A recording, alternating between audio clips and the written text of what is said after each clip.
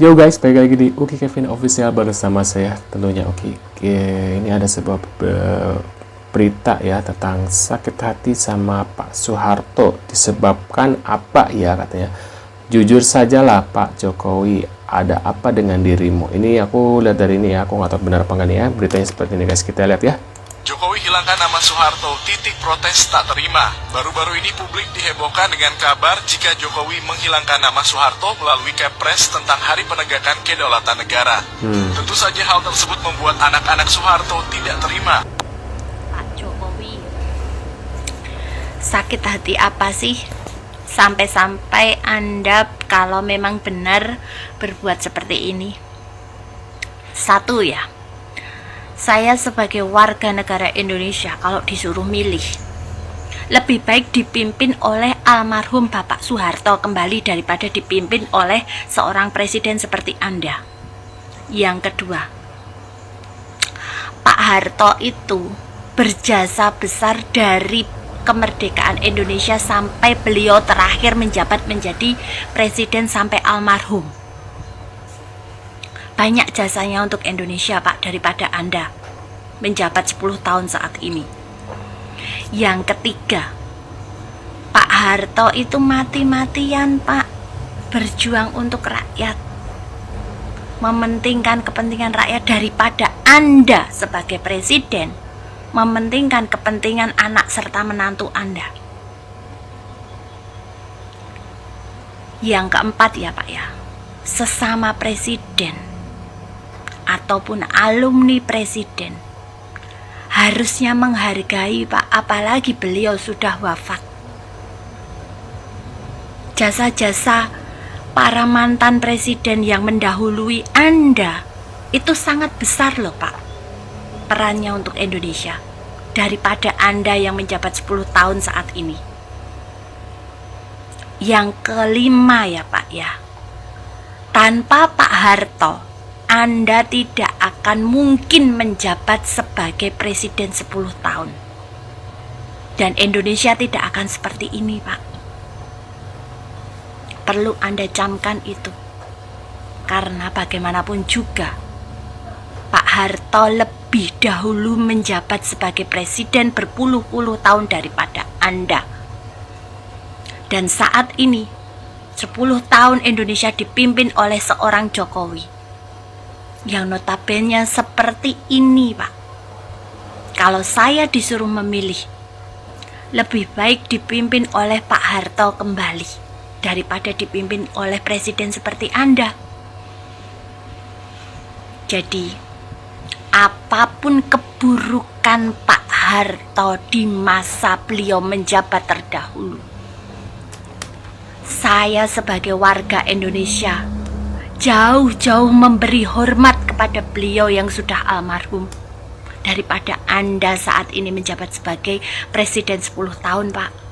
Kalau boleh memilih, pengen dipimpin oleh Pak Harto kembali daripada presiden seperti Anda. Apa saja yang kurang ajar itu saya tulis. Amelia Ahmad Yani, Putri Jenderal Ahmad Yani. Kisah Ibu Amelia Yani tentang sosok Pak Harto, dan Pak Harto selalu minta penjelasan tentang desa gitu. Sampai heran, Pak Harto kan sama saya kan baik banget. Saya nggak sama Pak Harto, saya justru lebih kenal bapaknya Pak Harto daripada anak-anaknya. Iya. Jadi nggak deket sama Mbak Tutut itu enggak, tapi karena Pak Harto lah putra-putranya jadi tahu saya gitu loh.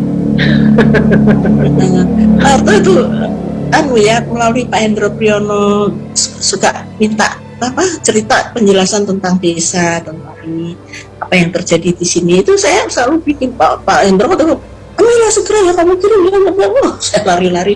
Dulu kan belum ada HP pertama ya, tapi kita belum bisa WhatsApp, belum bisa yang gitu-gitu kan. SMS belum ada, jadi saya harus ke kantor apa namanya. Waduh, senang ya melihatnya ya. Kita lihat video selanjutnya guys.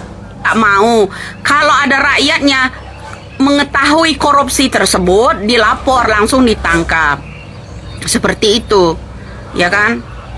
Ini beda, kalau orang korupsi itu banyak dukungannya. Kalau terlambat saja Soeharto ambil tindakan 1 Oktober, kita sudah dikuasai seluruh Indonesia. Pak Nas katakan, Harto, sekarang saya perintahkan kamu lakukan pembersihan dan operasi pengamanan. Bung Karno, penggali Pancasila. Soeharto, penyelamat Pancasila. Ngeri.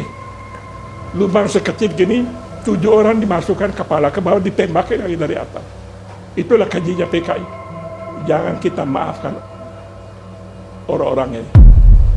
Waduh, menurut pendapat kalian? Karena jenderal-jenderal kita dan perwira pertama kita ini telah menjadi korban daripada tindakan-tindakan yang biadab, dari petualang-petualang yang dinamakan Gerakan 30 September. Peristiwa G30 SPKI menjadi salah satu peristiwa kelam dalam sejarah bangsa Indonesia. Peristiwa berdarah 58 tahun lalu itu akan terus diingat seluruh rakyat, terutama orang-orang yang menjadi saksi mata tragedi itu. Joseph Blasius Bapa menjadi satu-satunya saksi mata peristiwa G30 SPKI yang masih hidup sampai saat ini.